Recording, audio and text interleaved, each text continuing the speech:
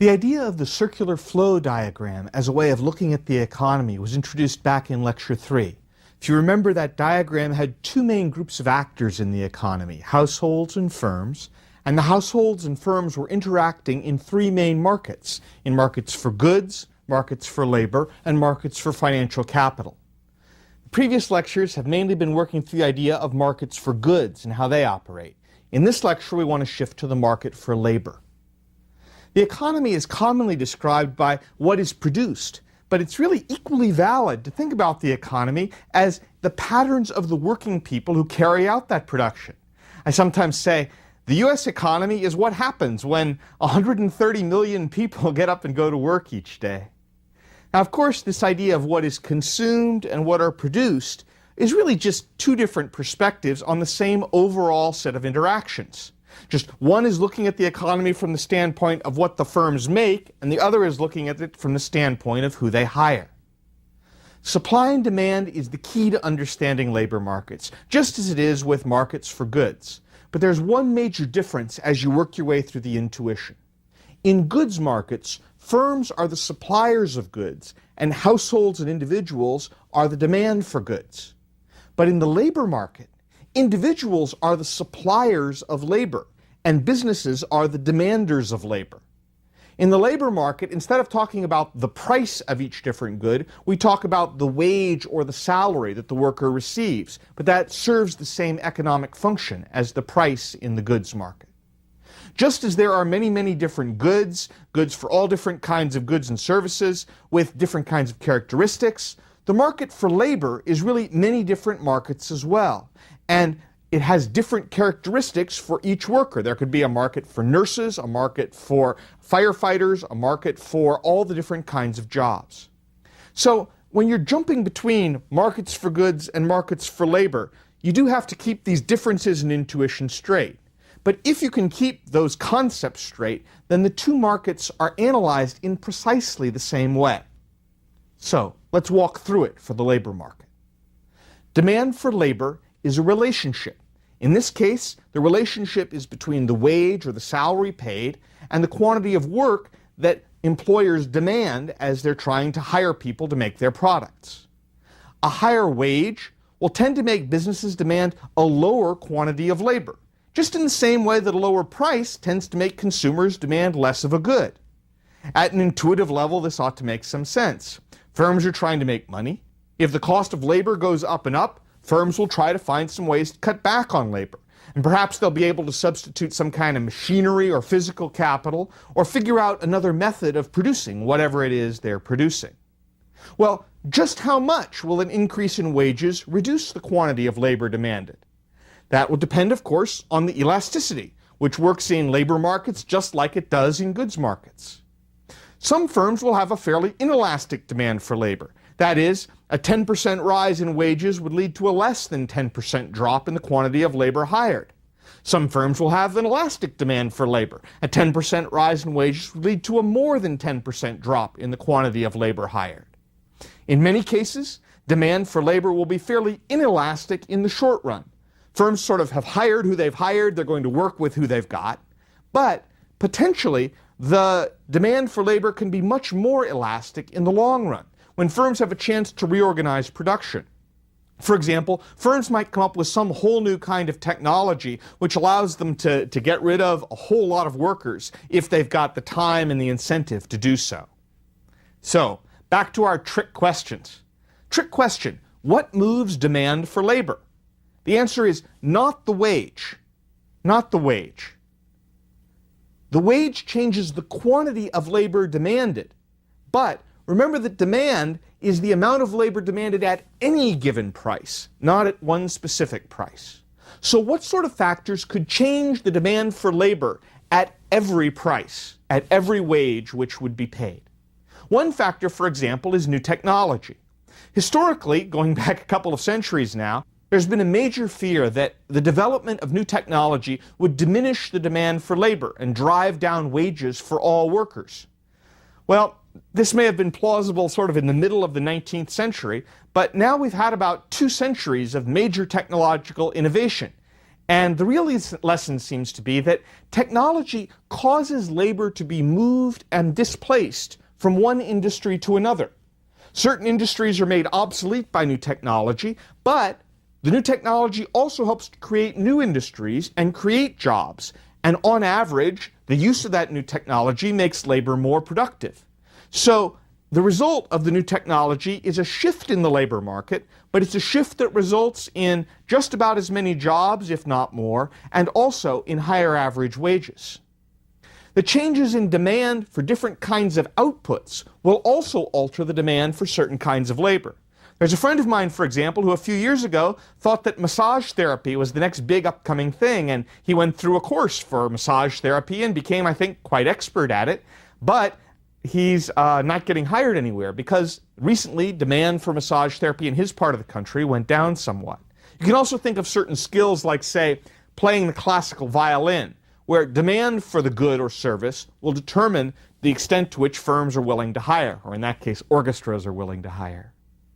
Ultimately, the willingness of firms to hire workers depends on how much the labor is going to produce. It depends on the productivity of labor. After all, if workers don't produce enough to justify their wage, firms won't hire them. Now, let's think this through in terms of a couple of examples. If workers were producing a lot more than their wage, and don't we all feel one time or another as a worker that we're producing a lot more than our wage, then it should be true in a market that some other firm will come along, hire that worker, and give the worker a raise. Over time, and on average, wages are going to be determined by the value of what labor produces. Now, let's think about supply of labor. Again, supply is a relationship to economists. In this case, supply is a relationship between the wage and the quantity of work supplied or provided by workers. A higher wage would typically mean a higher quantity of labor supplied. Now, at an intuitive level, this should make some sense. A higher wage makes it more attractive to work, and so there'll be a little bit more of a quantity supplied of labor. Precisely how much will an increase in the wage increase the quantity of labor supplied? Well, that depends on our friend, the elasticity of labor supply. For many full-time workers in the economy, and by full-time workers I mean sort of workers who are working about 40 hours a week, labor supply is pretty inelastic. That is, a 10% increase in their wages leads to less than a 10% increase in their work hours. However, many full-time workers don't actually have a lot of ability to adjust their hours of labor, so it's not quite clear whether this is their choice or not. As a first approximation, though, it's probably true to say higher wages don't change the quantity of labor supplied by very much for full-time adult workers. However, for part-time workers, or workers who are providing a secondary income for their family, or teenage workers, labor supply is probably more elastic. That is, for that group, a 10% increase in wages might easily lead to more than a 10% increase in hours of work. Trick question. You should be getting used to my trick questions now. What causes the supply of labor to shift? The answer is not the wage. Wage doesn't cause supply to shift. The labor supply covers a whole range of wages and a whole range of salaries. When the wage changes, the quantity supplied of labor shifts, but the supply itself doesn't move. Now, what sort of factors might affect the supply of labor in a way that would cause the entire labor supply curve to shift? Well, some possibilities might include things like changes in population. As the population gets bigger, there's going to be more labor supplied at any given wage or salary. There can also be shifts in the demographics of a population. For example, when a population is very young, it's typical to believe that, in general, those workers might not be highly attached to the workforce. Or if the population, much of it is exceptionally old, again, there's a sense that many people might be on the edge of retirement. But if a lot of population is sort of right in the middle of their peak earning years, kind of that period from maybe 30 up to 55, that's a group where, with that demographics, the population is going to have a pretty good supply of labor for any given wage level. Now, another difference could be shifts in social expectations about who is expected to work. For example, in the 1970s, there was a massive entry of women into the paid workforce. Many women who'd been working in the household sector decided, in one reason or another, to go off and get paid jobs. That was a dramatic shift in the supply of labor the economy had at every given wage or price. There are many different types of markets for different types of labor that are all going to have different skills and characteristics. Again, you can think about those in some ways in terms of jobs, like markets for nurses, markets for people who cut hair, markets for engineers, markets for economists. In each market, the equilibrium wage will be determined by where the quantity of labor supplied is equal to the quantity of labor demanded in that particular market. For example, let's think about a given market like the labor market for skilled nurses in a certain metropolitan area. If it was true that the wage was below the equilibrium level, then that low wage means that the quantity demanded is going to be pretty high. The low wage encourages hospitals to hire, but the quantity supplied is likely to be fairly low because of the low wage. A shortage develops. The quantity demanded is greater than the quantity supplied, and wages of nurses will be bid up in that local market toward the equilibrium level. What about in that local market if the wage was above the equilibrium level? In that case, then, with that high wage, the quantity supplied is likely to be quite high, but the quantity demanded of nurses may not be as high. Hospitals may try and figure out ways to economize on nurses and hire, rather than skilled nurses, perhaps hire healthcare workers who don't quite get paid as much or have quite that skill set. They may be able to substitute technology for nurses in some cases. So in that situation, the quantity supplied is high, the quantity demanded is perhaps not as high. There'll be a surplus of skilled nurses trying to get jobs. And over time, the wage will tend to fall in that labor market or not rise as much for a time. Again, equilibrium happens when you hit the situation where quantity demanded and quantity supplied within that market are equal to each other. And that'll be the balancing point where one doesn't expect the wages to change dramatically. Now, with this sort of supply and demand for labor framework in our minds, let's now contemplate a few different applications of this framework. Other applications are going to come up in later lectures, like when we talk about inequality of income or unemployment. Those are outcomes of labor markets in some ways. But here I want to focus on some things that are specific to the supply and demand framework. The labor market can offer some useful insights into policy issues like the minimum wage, the effect of labor unions, discrimination in labor markets, and how to think about employee benefits. Those are the four issues I want to try and walk through here. Again, my emphasis is not so much on drawing conclusions about these, but in how one might think about these issues as you talk about them and as you discuss them. So, minimum wage first. There are perennial arguments. Since the 1930s, when a minimum wage was first adopted at the national level, there are perennial arguments over whether to raise the minimum wage and how much to raise the minimum wage. What is a minimum wage exactly?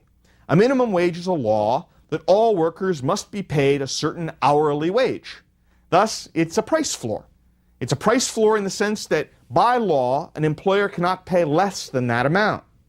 And according to the arguments about price floors that were developed in Lecture 4, one would expect that it would lead to a situation where there's a shortage of employers willing to offer low-skilled jobs.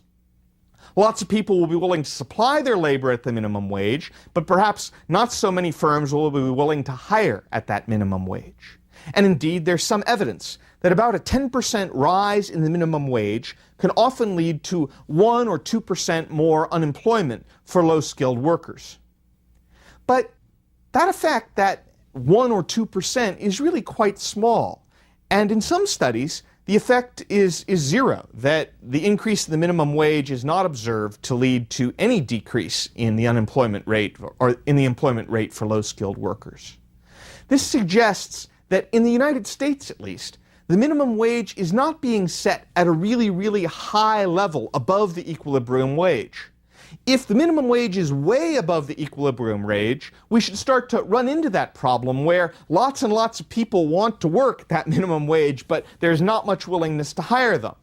If the minimum wage is pretty much at the wage that would prevail anyway, or maybe just a little bit above it, then it's not going to create a whole lot of unemployment. And that seems to be more the situation that the U.S. economy has experienced over time, as the minimum wage has been gradually increased. The public policy of the minimum wage, however, is complicated, because like everything else, it involves trade-offs. Let me try and offer some trade-offs to make both advocates and opponents of a higher wage uncomfortable. Here's an insight aimed at opponents of a higher minimum wage to think over. Let's say that a 20% rise in the minimum wage leads to 4% fewer jobs for low-skilled workers, like some of the evidence says.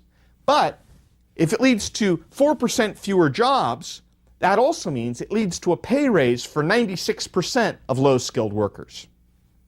Now, remember that many people in low-skilled jobs don't work all year round. So, let's say that the effect of a higher minimum wage is that low-skilled workers work 4% fewer hours in a year, but they get 20% higher pay for the hours that they do work. In other words, accept the argument, I'm accepting the argument, for the sake of the argument, I'm accepting the argument that the minimum wage will reduce the number of jobs. But even if it reduces the number of jobs or the number of hours available for low-skilled workers, it could still make many low-skilled workers better off, because they would be working fewer hours at a higher wage. So think about it a little. Does that make the minimum wage a good idea or a bad one? There's a trade-off involved. On the other side, here's a bit of history to make supporters of a higher minimum wage perhaps just a little bit uncomfortable. When the minimum wage was first passed at the federal level in 1938, sort of at the tail end of the Great Depression, the reason it was passed was a fear that jobs were going to leave the North and go to low-wage workers in the South. There was a real fear that the minimum wage was necessary to protect workers in the North from millions of low-skilled black workers who were out of jobs in the South. When the minimum wage was enacted, it had an enormous effect in the South because average wages in the South were much lower. It put millions of low-skilled black workers out of work in the South in order to protect the jobs and the salary of white workers in the North. And it was intended to do so. I mean, if you look at the voting lines, you can see that that was clearly the intention. So, does that make you a little more comfortable or a little less comfortable with thinking about the minimum wage?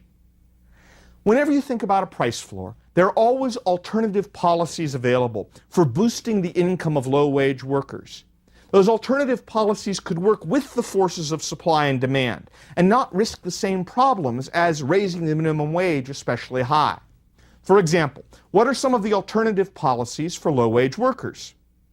Here are several different ways to think about doing it. One would be to increase government training programs for low-skilled workers. That would both raise the skills of workers who got the additional skills, raise the wages of those workers who get the additional skills, or for the rest of the low-skilled workers, there wouldn't be as many of them.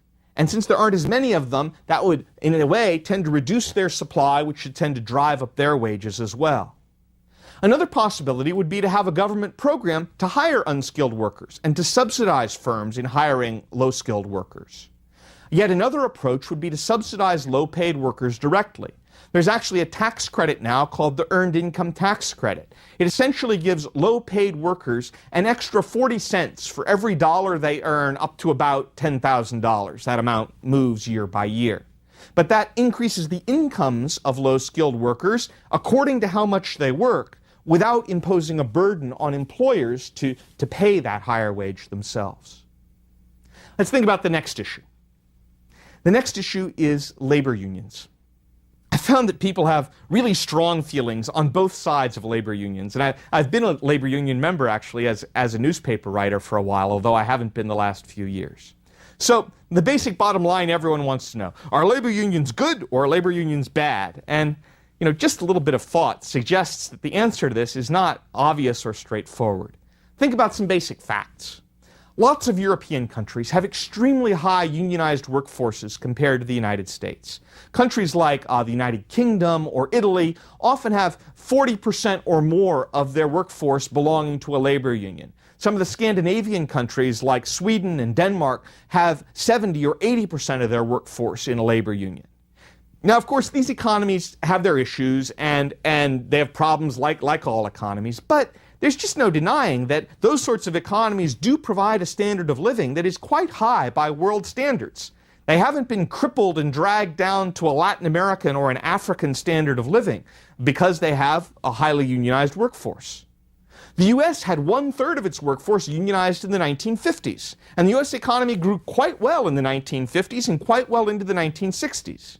Now the U.S. labor force only has about 13% of the workforce unionized, so there's been an enormous decline. Labor unions basically serve just two functions, or they could serve two functions, two alternative functions. One function is that a labor union can just threaten. It can threaten and say, keep wages high or we strike, keep wages high or we strike. A very militant union might take that position. If the union does take that approach, employers will, over time, find ways to conserve on union labor. They'll find ways to use machinery, they'll find ways to buy stuff from other firms, and in general, the size of the union will diminish over time. I think to some extent that's what happened with steelworkers unions and the auto workers unions in the U.S. The other possibility for unions is that a union could help in building better communication in the workplace, and ultimately in building a more productive workforce.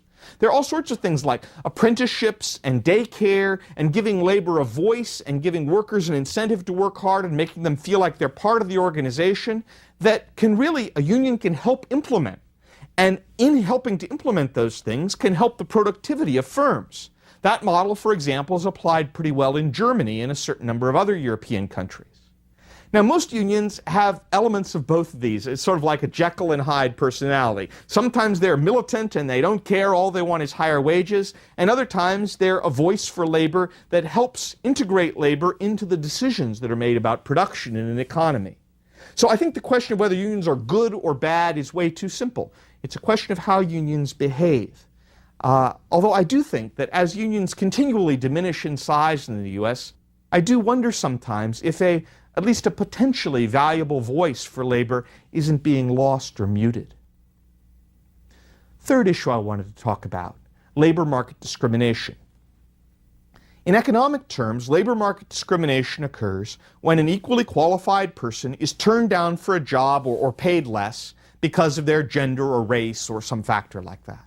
In our framework, we would say that demand for the labor of specific groups is less because of gender or race. But in thinking about discrimination in an economic perspective, it's useful to remember that discrimination comes in many different shapes, and in some cases, markets might even fight discrimination. For example, let's think about different sorts of discrimination that might occur. Let's say, for example, that workers from certain groups or certain genders are paid less because they're less productive. And in turn, they're less productive because they were discriminated against earlier in life. For example, perhaps they had inadequate schooling, or perhaps society discouraged people from taking certain career paths earlier on. Now, in that way, the low market wages that group receives are passing along the bad news in a way that discrimination occurred earlier. But the employers aren't the ones doing the discriminating. The employers are paying people what they produce. They're just providing the bad news that discrimination had already happened. Here's another scenario for discrimination. Maybe workers are equally productive in the same job, but some workers are paid less than others. Now, if this happens, it makes more sense to say it's the employers who are doing the discriminating, and we really need to go after the employer discrimination in an aggressive way. But if workers are paid less than they produce, if some workers are paid less than they produce, then it would seem like some non-discriminatory employer would find that worker to be pretty attractive and be able to give them a raise and hire them, because after all, they're producing more than they're getting paid. In that way, being a non-discriminatory employer means you can attract all of the really good workers who are discriminated against by other employers. Being non-discriminatory can actually earn you additional profit in this scenario, and the market can help fight against a certain kind of discrimination. In yet another scenario, markets might reinforce discrimination. Let's say, for example, that the customers of a certain firm are bigoted, and they don't want to deal with workers from a certain ethnic group, or they don't want to deal with workers of a certain gender in a certain job. Or let's say that most of the workers in the workforce are bigoted, and if they are forced to work with members of the undesired group, then the workers are going to have low morale and low productivity. Now, in that case, a profit-maximizing firm will have to act as a mechanism for reproducing discrimination in the workforce. Because when it tries to please its customers, when it tries to please its workers, it will discriminate. That's what its customers and its existing workers want. Yet another discrimination scenario. Last one. Consider the problem if discrimination happens in the form that workers have the same skills, but they get sent into different jobs with different pay. This is often the scenario with gender discrimination that they call the pink-collar ghetto, that women get funneled into certain kinds of jobs, perhaps secretarial jobs, that have no chance of advancement, whereas men get funneled into jobs that might have a similar skill level, but do have some potential for advancement. Now, in that case, it's hard to compare workers in the same job because within secretaries or within other jobs, there isn't discrimination. The discrimination happens by being funneled into separate jobs. In that situation, perhaps the right answer is to break down those sorts of barriers and get more free flow of genders and races between jobs. But my overall point in thinking about discrimination is that discrimination isn't just one phenomenon. It can happen at different points. It can happen in different characteristics of the labor market. It can happen with customers or with workers or with all kinds of different incentives. And so when you're thinking about how to fix discrimination, it's not enough just to blame the employer. You have to think about what sort of discrimination is occurring and why it's occurring, and then go after that in a somewhat direct way. Last issue. Let's think a little bit about employee benefits. Employees often like to think about shifting some costs to their employers. There's often a sense that employees will be better off if they get their employer to pay for their health care benefits. Or employees are better off because half of their Social Security contribution is made by their employer. Or they'd be better off if their employer offers them some benefit like daycare or more vacation or something like that. But you know something? Whatever the accounting game your mind is playing here really doesn't make any difference to the employer. When an employer thinks about the wage that they pay, the employer doesn't care whether it's paid in the form of take-home pay or paid in the form of other benefits. In fact, what we've been calling the equilibrium wage or the equilibrium salary is really total compensation that's paid to workers. So think, for example, about total compensation for private industry workers in 2004. The typical pay for hour, the average pay for hour, was $23.29 an hour. That was the total compensation. But only about 71% of that, that is $16.64, came in the form of wages and salaries. The other almost 30% was in the form of different kinds of benefits. For example, about 10% of it was in the form of retirement benefits, either Social Security or stuff for Medicare or retirement and savings accounts for the employee. Another 6% or so was vacation leave. Another 6% or 7% was health insurance. And so when you think about what you're getting paid, your total compensation is the whole package of take-home pay and benefits. It's not just one or the other. You often see, for example, in labor market negotiations, particularly in union negotiations, where workers have to choose. Do you want higher wages or do you want better health insurance? And workers quite explicitly have to negotiate and bargain in that situation for one or the other. So don't kid yourself that your employer is really, just out of the generosity of your employer's heart, paying for your Social Security benefits, paying for your health insurance, paying for your retirement. The employer might be signing the checks for some of those things, but you are paying in lower take-home pay. To many of us, much of the time, our job feels kind of like a social relationship between us and our employer.